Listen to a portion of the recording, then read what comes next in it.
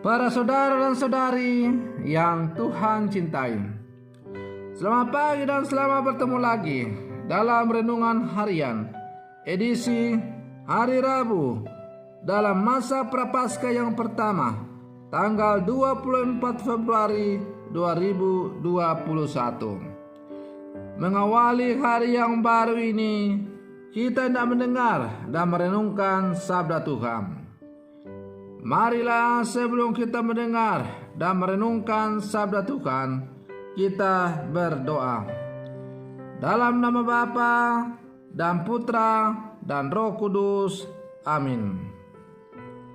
Allah Bapa yang Maha Rahim, buatlah kami bertobat berkat sabdamu, berkat Yesus pembawa damai-Mu, dan ajarilah kami meyakini bahwa kami selalu dapat mengandalkan sabda pengampunan-Mu.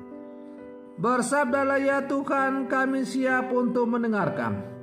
Terpujilah Engkau Bapa, Putra dan Roh Kudus, kini dan sepanjang segala masa. Amin. Para saudara dan saudari yang Tuhan cintai, sabda Tuhan yang hendak kita dengar dan kita renungkan untuk mengawali hari yang baru ini diambil dari Injil Lukas pasal 11 ayat 29 sampai 32. Tuhan sertamu. Inilah Injil Tuhan kita Yesus Kristus menurut Santo Lukas. Sekali peristiwa, Yesus berbicara kepada orang banyak yang mengerumuni Dia. Angkatan ini adalah angkatan yang jahat. Mereka menuntut suatu tanda, tetapi mereka tidak akan diberi tanda selain tanda Nabi Yunus. Sebab sebagaimana Yunus menjadi tanda bagi orang-orang Niniwe, demikian pula Anak Manusia akan menjadi tanda bagi angkatan ini. Pada waktu penghakiman, Ratu dari selatan akan bangkit bersama orang dari angkatan ini dan akan menghukum mereka. Sebab ratu ini datang dari ujung bumi untuk mendengarkan hikmat Salomo. Dan sungguh yang ada di sini lebih daripada Salomo. Pada waktu penghakiman, orang-orang Niniwe akan bangkit bersama angkatan ini dan mereka akan menghukumnya. Sebab orang-orang Niniwe itu bertobat waktu mereka mendengarkan pemberitaan Yunus, dan sungguh yang ada di sini lebih daripada Yunus. Demikianlah Injil Tuhan.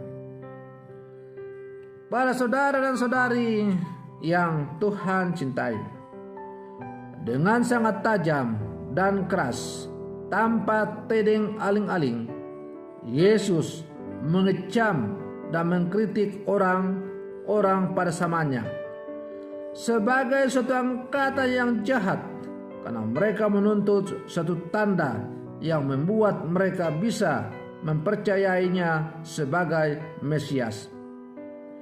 Karena itu, Dia tidak akan memberikan kepada mereka tanda apapun, justru menyebut mereka sebagai angkatan yang jahat.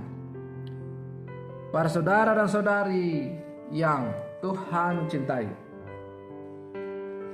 banyak orang yang mencari Yesus bukan karena percaya, tetapi hanya untuk meminta satu tanda.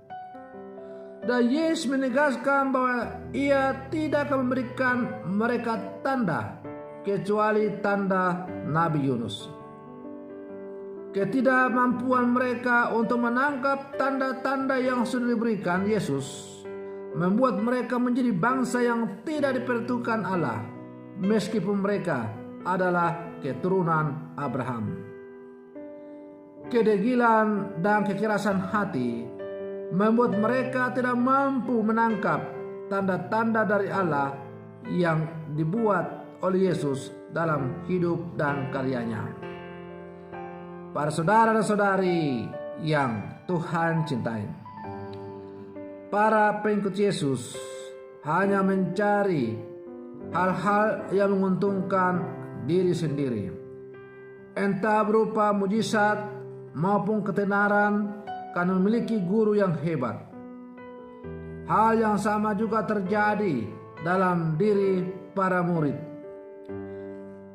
Mereka tidak memahami bahwa sebenarnya ada hal yang lebih besar dari sekedar tanda-tanda dan mujizat, yakni hidup pertobatan dan iman kepada Allah. Dengan mencari tanda-tanda, mereka justru memperlakukan Yesus hanya seperti seorang pesulap atau dukun. Padahal Yesus yang ada di hadapan mereka adalah Putra Allah yang menjelma menjadi manusia. Para saudara dan saudari yang Tuhan cintai, apa yang dikecam Yesus pada masa lalu juga merupakan situasi yang sama yang terjadi pada masa kini. Orang-orang Katolik kerap berhenti pada upaya mencari tanda. Misa-misa penyembuhan kerap dibanjiri umat ketimbang sebuah misa harian pada setiap hari atau minggu pagi. Novena dihadiri ratusan bahkan ribuan umat, sementara kebaktian di lingkungan atau di kombas-kombas kerap kali terasa sepi. Kebangunan rohani yang menghadirkan mujizat-mujizat dibanjiri ribuan bahkan puluhan ribu orang, sementara doa-doa kombas atau misa di gereja ditinggalkan oleh banyak umat. Banyak orang hanya mencari sensasi dalam hidup ini. Rupa-rupanya masih banyak orang percaya kepada Yesus bukan sebagai Putra Allah yang telah menjelma menjadi manusia, tetapi banyak orang mencari dan mau bertemu dengan Yesus hanya melihat tanda-tanda ajaib, mujizat-mujizat yang dibuat. Kalau kita beriman seperti ini, maka iman kita tidak lebih daripada iman yang hanya percaya kepada seorang tukang sulap. Yesus bukanlah seorang tukang sulap. Yesus adalah seorang pribadi Allah Tritunggal Maha Kudus yang turun ke dalam dunia, menjelma menjadi manusia demi untuk merangkul kita kembali kepada jalan kasih Allah. Bahwa kemudian Yesus melakukan pelbagai macam-macam mujizat dalam hidup dan karyanya, membangkitkan orang mati, menyembuhkan orang sakit, membuat orang buta melihat kembali, membuat orang tuli itu bisa mendengar kembali, menggandakan roti dan lain-lain sebagainya. Itu bukanlah tujuan utama dalam iman kita. Mujizat-mujizat yang dilakukan oleh Yesus itu hanyalah sebagai sarana untuk semakin menegaskan bahwa Yesus itu adalah sungguh Allah yang menjelma menjadi manusia. Oleh karena itu, iman kita tidak boleh tinggal dan terpesona hanya pada mujizat-mujizat yang dilakukan oleh Yesus, tetapi kita harus mampu bertemu secara pribadi dengan Yesus. Nah, pribadi Yesus yang kita imani itulah yang akan membawa rahmat keselamatan dalam kehidupan kita. Para saudara dan saudari yang Tuhan cintai, bagaimanakah kita sebagai murid-murid Yesus yang hidup di zaman sekarang? Apakah kita sebagai murid-murid Yesus yang hidup zaman sekarang, kita juga masih sering minta tanda kepada Yesus, tanda iman kita bahwa kita kalau percaya kepada Yesus itu adalah sungguh-sungguh akan diselamatkan? Masa Prapaskah merupakan kesempatan yang bagus untuk memurnikan hidup iman kita sebagai orang-orang Katolik. maka mari kita memurnikan, membaharui iman kita selama masa retret agung ini. Semoga pada akhirnya kita boleh bangkit kembali dengan menyadari bahwa iman kita kepada Yesus adalah iman yang sungguh-sungguh percaya kepada pribadi Allah yang menjelma menjadi manusia. Semoga demikian. Selamat pagi. Tuhan Yesus memberkati.